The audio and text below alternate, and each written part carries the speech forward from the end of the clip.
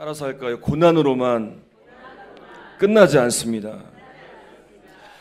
우리가 읽은 본문의 말씀을 보면 예수님의 십자가의 순환을 당하신 금요일에 있었던 사건을 기록하고 있는데, 우리가 다 아시다시피 예수님께서는 십자가에 못 박히시고 온갖 고난과 고초를 당하시면서 십자가에서 죽음을 당하게 됐습니다. 그 말씀이 이제 기록되어 있는데, 우리 45절의 말씀을 우리 같이 한번 읽어보겠습니다. 45절 읽겠습니다. 45절입니다. 자, 시작.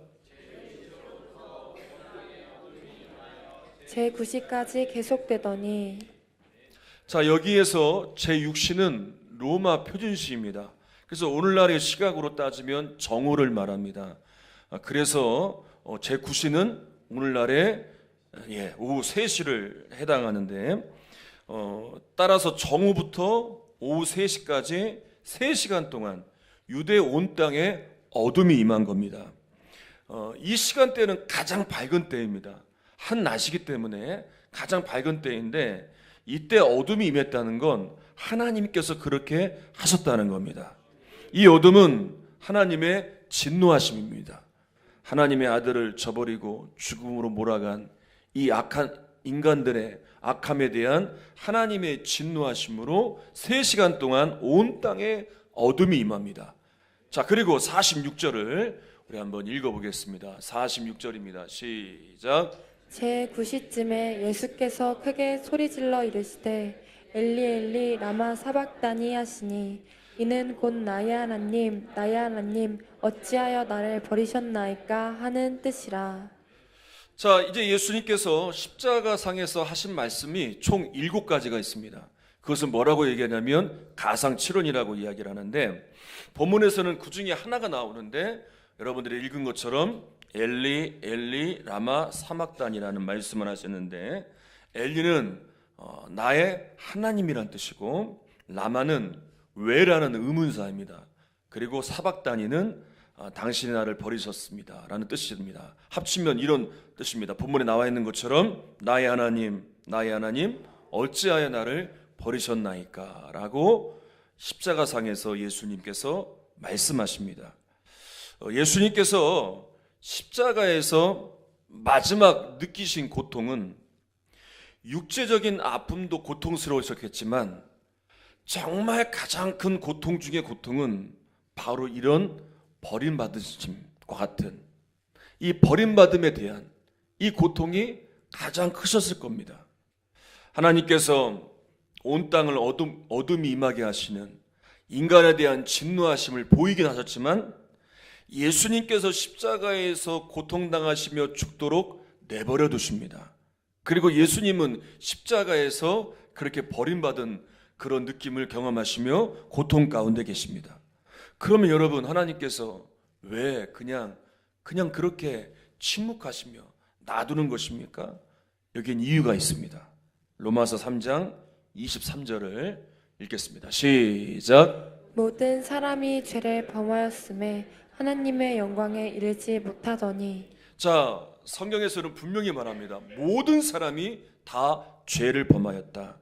그리고 로마서 6장 23절을 읽어보겠습니다. 시작. 죄의 삭은 사망이요 하나님의 은사는 그리스도 예수 우리 주 안에 있는 영생이니라. 자, 범죄한 모든 사람들, 이 죄의 삭은 사망인데, 하나님께서 이 당신의 형상대로 창조된 인간이 죄로 인해서 고통당하고 사망당하는 것을 원치 않으셨습니다.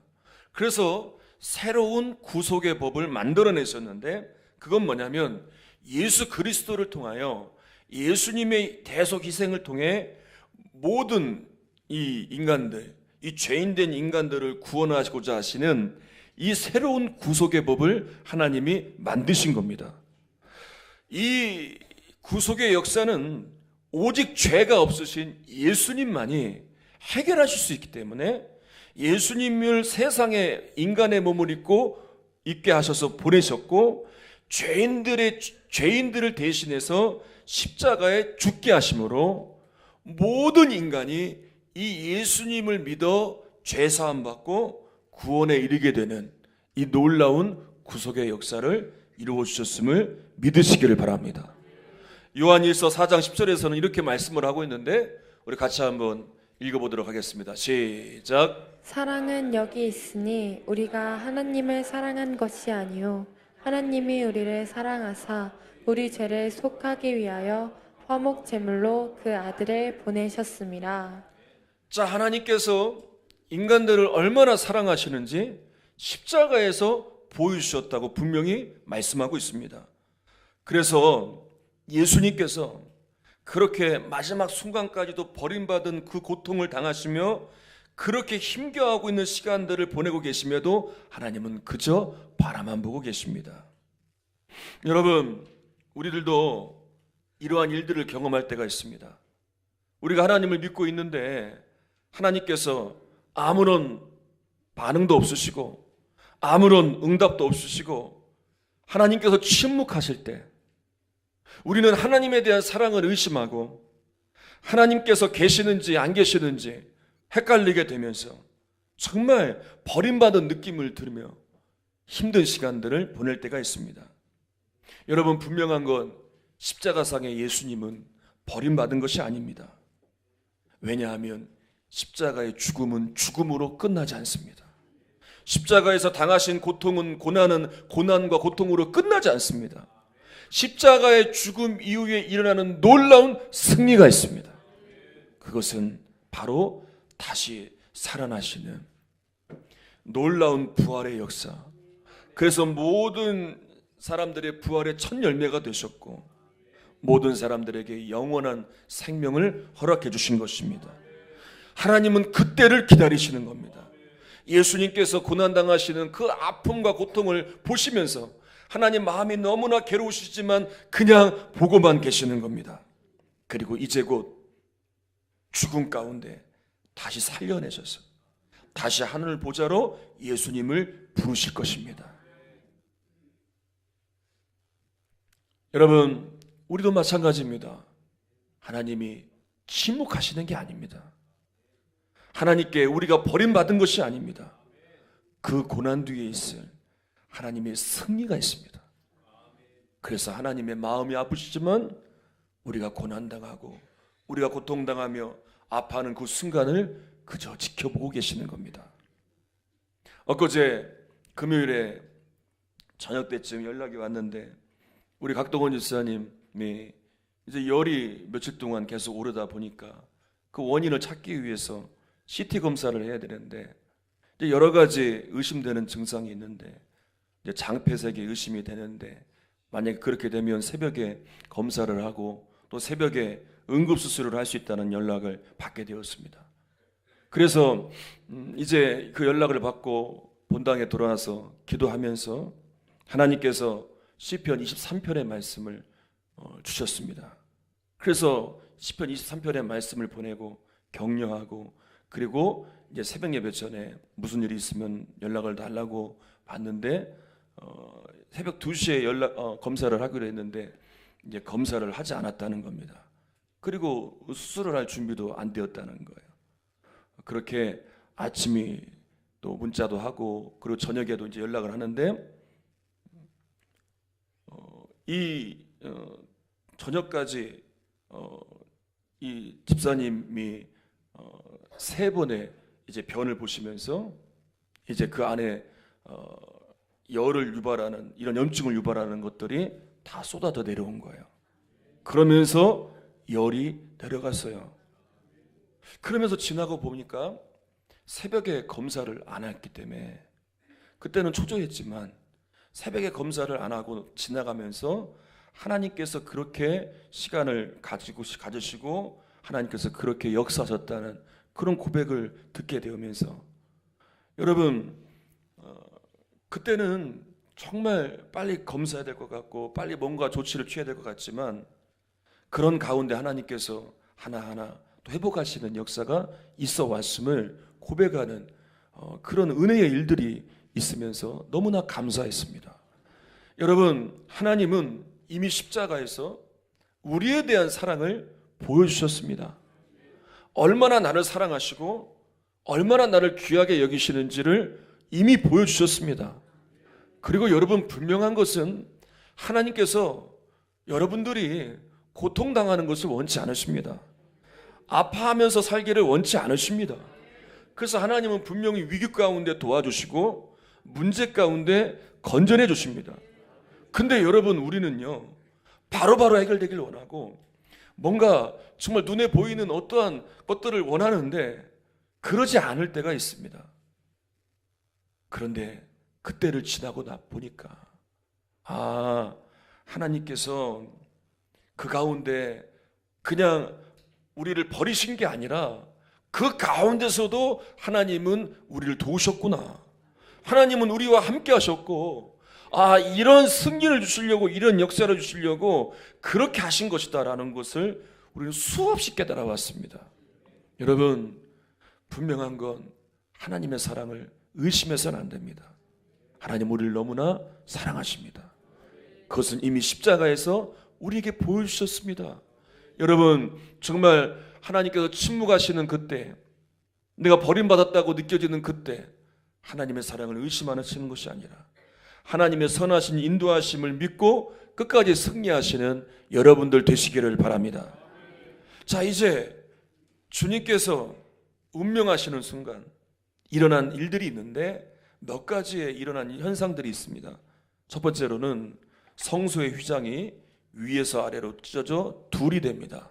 한번 말씀을 읽어보겠습니다. 51절 읽겠습니다. 시작. 이에 성소 휘장이 위로부터 아래까지 찢어져 둘이 되고 땅이 진동하며 바위가 터지고. 이것은 이제 하나님과 인간 사이의 죄의 장벽이 사라지게 되고 이제 인간이 자유롭게 하나님께 나아갈 수 있는 길이 열렸다는 걸 보여주는 겁니다. 그러니까 찢어진 휘장은 지성소를 가리고 있던 휘장이었는데 하나님께서는 구약시대 때부터 이 휘장을 치게 하셔서 하나님의 임재의 상징인 법궤를 사람들이 보지 못하도록 하셨습니다.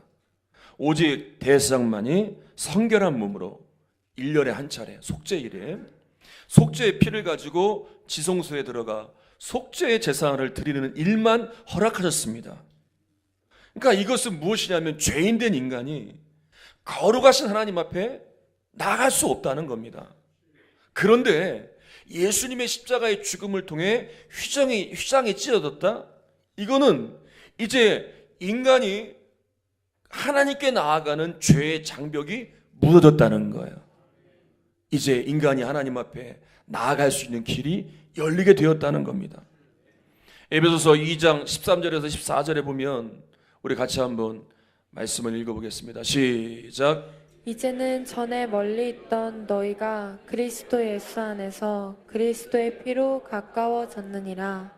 그는 우리의 화평이신지라 둘로 하나를 만드사 원수된 것 곧 중간에 막힌 담을 자기 육체로 허시고. 자, 이 사건에 대해서 에베소서 2장에서는 그렇게 말씀하고 있어요.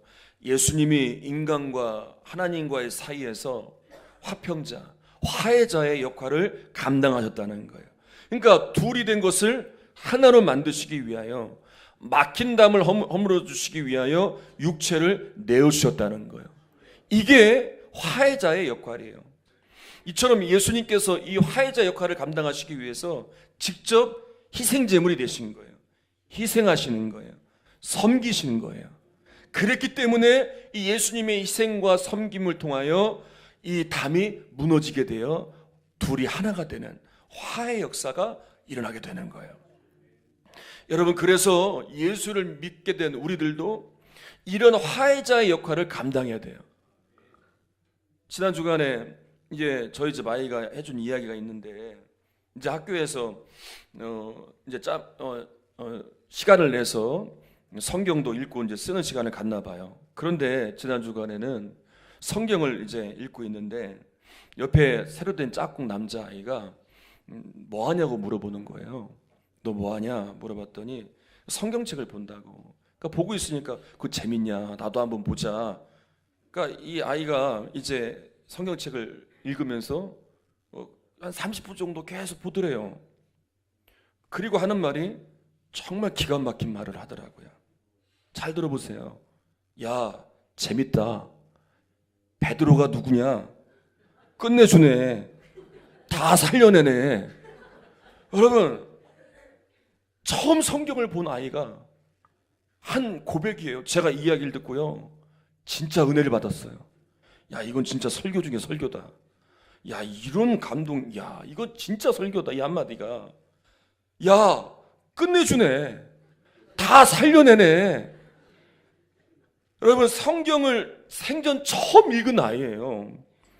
이 처음 읽은 아이도 알더라고요. 아마 이제 사도행전의 말씀을 읽은 것 같아요. 사도행전 초반에 이제 베드로가 회심을 하고 베드로를 통해 일어났던 막 살아나는 역사, 막 치유받는 역사, 회개하는 역사, 그걸 보고 얘는 그렇게 표현을 한 거예요.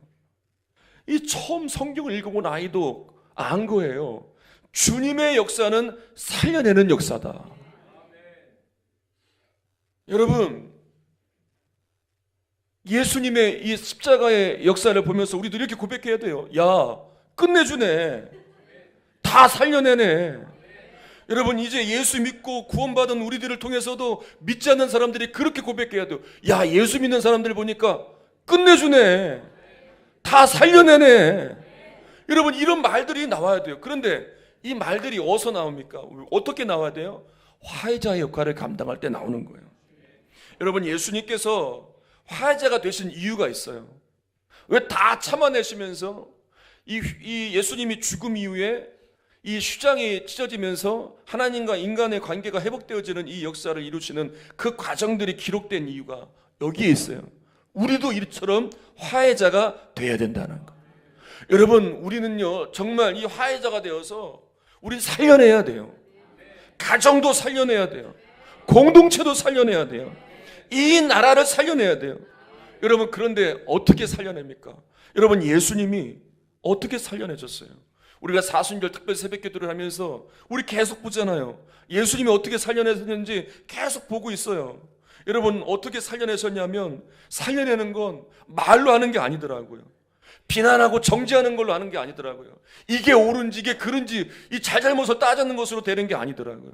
자기의 일을 내세워서 내 것을 내세워서 하는 것도 아니더라고요. 예수님께서 어떻게 하셨어요?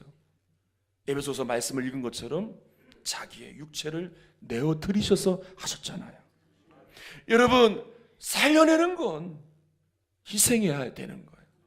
섬겨야 되는 거예요. 여러분, 저들은 몰라요.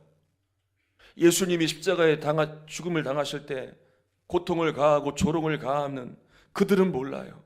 그러나 예수님은 그들을 모두 품으시고 궁일을 여기시면서 십자가를 지셨어요. 여러분, 우리가 때로 예수를 믿고 나서도 우리는 예수님을 멀리하고 살아요. 전혀 예수님과 상관없이 살아요. 이것이 죄인 줄 알면서도 또 그 죄를 지어요. 어떤 것이 주님이 원하시는 것인지 알면서도 주님을 외면해요. 분명한 주님의 사랑과 은혜를 경험했음에도 수없이 결단했음에도 또 다시 방황해요. 이런 우리들을 주님은 비난하시지 않으세요. 정죄하지 않으세요. 이 모든 걸 다 안아주시고 다시 회복할 수 있도록 우리에게 계속 두드리시면서 우리에게 은혜를 주세요. 여러분, 그렇게 여러분들을 두드리셨고 이끌으셨기 때문에 오늘 여러분 이 자리에 온 것 아니겠습니까? 여러분, 그냥 내 발걸음으로 온 것 같지만 아니에요. 주님이 여러분들을 기다리시고 여러분들을 긍휼히 여기시고 여러분들을 포기하지 않으셨다는 증거가 여기에 있어요. 여러분, 혹시 여러분들이 지난날 살아오면서 나의 잘못된 삶 때문에, 변하지 않는 삶 때문에, 다시 과거로 돌아가는 나의 연약함 때문에 절망하고 있는 분들이 있습니까? 나는 전혀 안 되나 보다, 나는 아무리 해도 안 되나 보다 라고 포기하는 분들이 있습니까? 여러분, 주님은 여러분들을 포기하지 않으셨어요. 근데 왜 여러분들은 포기하십니까? 여러분, 저 사람을 향해서 저 사람은 안 되나 보다, 내가 그렇게 저 사람을 위해 기도했는데 도저히 안 바뀌나 보다, 도저히 안 되나 보다. 여러분, 혹시 포기하고 있지 않습니까? 여러분, 주님은 저 사람을 향해 포기하지 않으셨어요. 여전히 주님은 기다리고 계세요. 근데 어떻게 우리가 포기할 수 있습니까? 여러분, 주님이 우리에게 원하시는 것이 무엇인지 아십니까? 주님이 십자가에서 보여주신 것처럼 화해자가 되는 거예요. 그래서 교회 공동체에는 화해자들이 많아야 돼요. 이 화해자들이 많은 교회는 어느 누구나 교회에 오면 살아나는 역사가 일어나요. 근데 화해자가 사라진 공동체에는 비난과 정죄와 갈등과 분열만 가득해요. 여러분, 감사한 것은 하나님께서 이 리단위에 있는 시골교회에 정말 새롭게 구원받는 분들을 보내주신다는 거예요. 작년에도 이제 세례를 지급했고 올해도 세례 지급합니다. 제가 처음에 와서 한동안은 세례를 하지 못했어요. 새롭게 이사 와서 오시는 분들이 있었지만, 이미 믿음을 가지신 분들이 있었지만, 처음 예수 믿게 된 분들은 처음에는 없었어요. 그러다가 하나님께서 그 문을 열어주셔서 매해마다 세례받는 분들이 더해지는 거예요. 여러분, 이건 놀라운 은혜예요. 시골에서 세례받는 분들이 이렇게 일어난다는 건 하나님이 주신 특별한 은혜예요. 여러분, 하나님께서 이런 문을 열어주셨어요. 우리는 이것을 귀하게 여겨야 돼요. 너무나 소중히 여겨야 돼요. 그러면 우리가 이제 어떤 역할을 감당해야 되냐면, 이제 이 문을 열어주신 하나님 은혜에 감사하며 이제 우리는 화해자가 돼야 돼요. 하나님이 보내주신 영혼들을 살려내야 돼요. 주변에 신앙이 무너져 있는 분들을 살려내야 돼요. 질병 가운데 고통당하는 이들을 살려내야 돼요. 문제 가운데 넘어져 있는 분들을 살려내야 돼요. 이것이 옳다 저것이 옳다 아니에요. 여러분, 살려내야 돼요. 근데 어떻게 살려냅니까? 내가 희생하는 거예요. 내가 섬기는 거예요. 내가 무릎을 꿇는 거예요. 내가 다가는 거예요. 내가 주님의 사랑을 전하는 화해자가 되는 거예요. 여러분, 그런 분들이 있는 속해 살아나잖아요. 여러분, 그런 분들이 있는 가정 살아나잖아요. 여러분, 그런 분들이 있는 공동체 살아나잖아요. 여러분들이 화해자가 되시기를 주님이 원하고 계세요. 여러분들이 화해자가 될 때 살아나는 역사가 일어날 거예요. 두 번째, 또 어떤 일이 일어나냐면 한번 읽어보겠습니다. 무덤이 열리고 죽었던 성도들이 부활하는 사건이 일어나요. 52절, 53절을 읽겠습니다. 시작. 무덤들이 열리며 자던 성도의 몸이 많이 일어나되 예수의 부활 후에 그들이 무덤에서 나와서 거룩한 성에 들어가 많은 사람에게 보이니라. 성경에는 참으로 신기한 일들이 많이 나오는데, 무덤이 열렸다, 정말 죽은 자가 부활하는 정말로 신기한 일이 일어나요. 이것은 뭘 가르쳐 주냐면, 이제는 여러분, 죄의 결과는 사망이라고 했잖아요. 이제 예수님의 죽음을 통해서 죽음의 권세가 더 이상 믿는 자들을 지배하지 못한다는 거예요. 다시 말하면 이 땅에 사망이 왕노릇하는 것이 아니라 이제는 생명의 시대가 열리게 되었다는 거예요. 그래서 이것을 사도 바울은 이렇게 말합니다. 로마서 5장 17절을 읽어보겠습니다. 시작. 한 사람의 범죄로 말미암아 사망이 그 한 사람을 통하여 왕 노릇하였은즉 더욱 은혜와 의의 선물을 넘치게 받는 자들은 한 분 예수 그리스도를 통하여 생명 안에서 왕 노릇하리로다. 예수님의 십자가의 구원의 역사가 사망의 권세를 깨뜨린 거예요. 그리고 이제는 생명이 왕노릇하도록 생명의 시대를 열어주신 거예요. 여러분, 우리 육체는요, 세월이 갈수록 죽어가요. 죽음이 가까워져요. 우리 육체의 끝은 와요. 그런데 우리에게는 사망의 왕노릇이 아니라 생명의 시대가 열려 있다는 거예요. 그래서 육체는 죽어가지만, 육체는 끝이 오지만 이제 영원한 생명의 때가 가까이 오고 있다는 거예요. 그래서 우리는 생명이 왕노릇함을 믿고 이제 썩어져 없어져 버릴 육신의 소망을 두는 것이 아니라, 이 땅의 소망을 두며 사는 것이 아니라 영원한 하나님 나라의 소망을 두고 살아야 될 것을 말씀해 주는 거예요.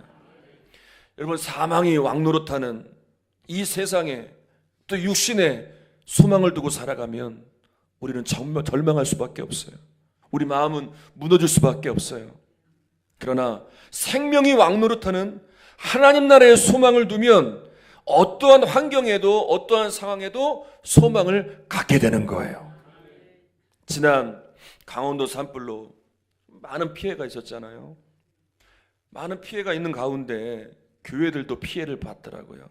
제가 알아보니까 한 20여 개 교회에 크고 작은 피해들을 입었는데, 자료들을 찾다 보니까 그 중에서 이제 가장 큰 피해를 입은 교회인 이능 침례교회라고, 그 교회는 사택과 사무실이 완전히 전소했어요. 그런데 한 뉴스 기사를 보니까, 영상을 찾아보니까 그 교회 담임 목사님과 그 교회 성도님, 그 집사님 집도 부모님과 함께 살고 있는 2층 집이 다 불에 타서 완전히 무너져 내렸어요. 그러니까 이 피해를 당한 그 교회 목사님, 또 피해를 당한 그 교회 집사님과 인터뷰를 한 영상을 봤어요. 한번 보도록 하겠습니다. 겠는데요. 네, 그렇습니다. 지금 현지에 피해를 입은 이능침례교회 이만익 목사님과 또 교회 소속 성도님을 한 분 모셨습니다. 두 분 안녕하십니까? 안녕하세요. 목사님, 지금 심정이 많이 안 좋으실 것 같아요. 어떠십니까? 네, 참 그러네요. 뭐 어떤 말로 표현할 수 없을 만큼 좀 마음이 좀 그렇습니다. 그렇지만 그래도 하나님의 은혜 안에 있기 때문에 그래도 마음은 평안합니다. 예. 또 앞으로도 그렇게 이루실 거라고 믿고 그렇습니다. 예. 처음에 화재 현장 보신 거 좀 마음이 어떠셨어요? 뭐 사실은 조금 예상은 했었습니다. 왜냐하면 불이 온다 그러면 적어도 한번 불이 붙으면 전소될 거다라는 그런 예상을 하고 나갔기 때문에 조금 마음은 좀 그래도 담담하고 예. 그래서 뭐 망연자실하거나 그러지는 않았습니다. 예. 그러시군요. 이능침례교회 말고도 이제 이 지역의 교회들 많은 피해가 있는 것으로 제가 전해 들었어요. 어떻습니까? 예, 제가 알고 있기로는 저희 지역에 2개 교회가 같은 이제 피해를 입었다고, 자, 현장은 가보지 못했지만 예. 이야기는 들었습니다. 주변에 있는 한 교회와 또 저희 교회에서 한 2km 정도 떨어져 있는 용촌교회라고 하는 교회가 또 함께 이렇게 피해를 입었다는 그런 소식을 알고 있습니다. 예. 예. 집사님 또 이번 화재로 피해가 있으셨다고 제가 들었어요. 예, 어떤 피해가 있으셨어요? 지금 그 부모님과 함께 이제 2층 주택에서 거기 거주하고 있는데 현재 다 그 전소되어서 지금 소실되어 있는 상태입니다. 지금. 예. 처음에 화재 보셨을 때 그 상황이 어땠었나요? 처음에 이게 재난 문자를 받고 인근에서 화재가 발생되어서 이제 염려는 하고 있었지만 설사 이제 내가 거주하는 곳까지 올까 생각을 했는데 그날도 이제 이거보다 더 심하게 바람이 엄청 불었었는데 순식간에 시간이 저희 집 없기 때문에 앞에까지 여기까지 보도록 불이 하고요. 다다랐고 그다음에 여러분, 탈출 방송을 듣고 아주 들으셨는지 급작스럽게 이제 모르겠지만 몸만 거의 빠져나오다시피 해서 이제 지금 그 피해를 당한 그 교회 앞에서 지금 인터뷰를 하고 있는 거예요. 그 뒤에 보이는 부분이 이제 불에 타서 무너진 목사님의 사택 같아요. 그 앞에서 이제 인터뷰를 하는 거예요. 근데 여러분 얼굴에서 보이다시피 정말 평안해 보이시잖아요. 근데 이렇게 기자가 질문을 했어요. 그 담임 목사님이신 이만희 목사님에게 지금 심정이 어떻습니까? 이렇게 질문하는 것도 이상하더라고요. 아니, 그걸 물어보는 것도 이상해요. 근데 이렇게 대답을 하시잖아요. 하나님의 은혜 안에 있기 때문에 마음이 평안합니다. 근데 이게요, 준비된 멘트가 아니더라고요. 제가 몇 번을 돌려봤어요. 계속 설교를 준비하면서 그 목사님의 얼굴을 자세히 봤어요. 진짜 평안하시더라고요. 하나님의 은혜 안에 있더라고요. 그리고 좀 시간이 없어서 못 봤지만 마지막 그 교회 집사님, 2층 집이, 부모님과 함께 살던 2층 집이 다 불에 탔어요. 그분에게도 그렇게 질문을 했어요. 그분에게도 또 그렇게 물었어요. 기자가 참 짓궂죠. 그러니까 이렇게 얘기해요. 다른 분들이 안전해서 다행이고 건강하게 예배드릴 수 있어서 좋았고, 저희 딸이 다치지 않아서 좋았고, 터전은 이렇지만 함께 예배할 수 있어서 감사했습니다. 아니, 그 교회 집사님 수준이 이 정도면 그 교회 예배는 어떻겠습니까? 어떻게 이런 말을 할 수 있을까요? 이유는 하나예요. 이 목사님에게 또 이 집사님에게 사망이 왕노릇하는 것 아니에요. 사망이 지금 왕노릇하는 것이 아니라 생명이 왕노릇하고 있기 때문에 그런 거예요. 이것이 십자가를 붙들고 살아가고 있는 사람들의 놀라운 승리예요. 여러분, 지난 주간 살아오면서 여러분들은 사망이 왕노릇했습니까? 아니면 생명이 왕노릇했습니까? 사람들에게 하나님의 은혜 안에 있기 때문에 내 마음은 평안합니다 라고 고백하며 살아오셨습니까? 좀 하나님이 주신 은혜들을 보면서 다른 사람들이 안전해서 감사합니다. 이렇게 건강한 모습으로 예배드릴 수 있어서 감사합니다. 저희 딸이 다치지 않아서 감사합니다. 더 전에 이렇지만 함께 예배할 수 있어서 감사합니다. 여러분, 오늘 이런 감사를 가지고 이 예배에 나오셨습니까? 여러분은 지금 무엇이 왕노릇하고 있습니까? 아마 사망이 왕노릇한다면 우리는 주변의 상황과 환경에 따라서 우리는 절망할 거예요. 이래저래 감사의 이유가 달라질 거예요. 그런데 생명이 왕노릇하면, 그래서 주님의 십자가가 나의 승리가 되어진다면, 우리는 이 목사님과 이 집사님의 고백처럼 이 엄청난 풍파를 당하는 이런 순간에도 우리는 주님으로 인해 평안합니다. 그리고 은혜가 있어 감사하다라고 고백하며 살아낼 수 있을 거예요. 여러분, 이번 한 주간 고난 주간으로 보냅니다. 우리가 40일 특별 새벽기도를 지금 보내면서 가장 예수님의 십자가의 고난을 묵상하는 기간이 이 고난 주간입니다. 여러분, 이 기간 어떻게 보내실 것입니까? 아니, 지금 사순절 기간을 어떻게 보내고 계세요? 여러분들에게 다시 한번 부탁을 드립니다. 이 한 주간만큼은 우리 같이 기도합시다.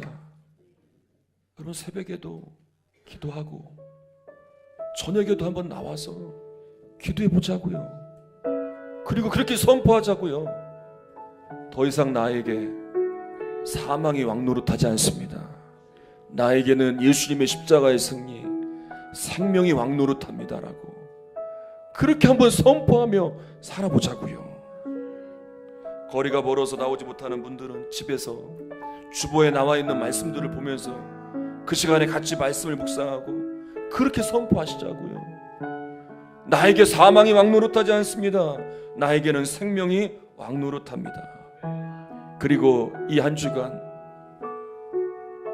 일주일에 한 번도 좋고 뭐 하루에 한 번도 좋고 여러분들이 할 수 있는 만큼 무리하지 마시고 한 끼 금식도 하면서 또 그렇게 좋아하는 드라마도 보지 않고 절제하면서 세상에 돌아가는 뉴스도 한번 보지 않으면서 또 우리 학생들 청년들은 스마트폰도 잠깐 내려놓고 급한 연락만 하면서 게임도 절제하고 SNS도 절제하면서 한번 그렇게 주님의 십자가를 붙들고 사망이 왕노릇하지 않고 생명이 왕노릇하도록 주께 한번 맡겨보자고요. 이것이 일상생활에 불편할 수도 있어요. 여러분, 새벽에 하루 종일 일하고 새벽을 깨고 나온다는 건 불편하죠. 저녁까지 피곤하게 일했는데 저녁에 나와서 또 기도해야 한다는 건 불편하죠. 배고픈데 때가 돼서 밥을 먹어야 되는데 금식한다는 건 너무나 불편한 일이죠. 아니, 세상이 어떻게 돌아가는지 알고 싶은데 보지 못한다는 건 정말 불편한 일이죠. 근데 생명이 왕노릇하려면 이런 불편 정도는 감수할 수 있어야 돼요. 이건 희생도 아니죠. 여러분, 이런 불편함은 주님 앞에 내려놓을 수 있는 믿음의 결단 정도는 우리에게 있어야 돼요. 여러분, 그때 살아나는 거예요. 내가 살아나야 화해자가 될 것 아니에요. 주님은 살아난 나를 통해 이 생수의 강을 흘려보내 화해자로 우리 가정을 살려내길 원하세요. 우리 공동체를 살려내길 원하세요. 그래서 이 고난주간, 이 사순절 기간 우리에게 그렇게 말씀을 보게 하시고 말씀을 써 내려가게 하시고 그렇게 새벽과 저녁에 기도하게 하신 거예요. 이 한 주간에 여러분, 놀라운 주님의 성령 가운데 생명이 왕노릇하는 역사, 여러분들의 화의자로 세워지는 역사가 있기를 주님의 이름으로 축원합니다. 오늘 말씀을 붙들고 우리 함께 찬양하겠습니다.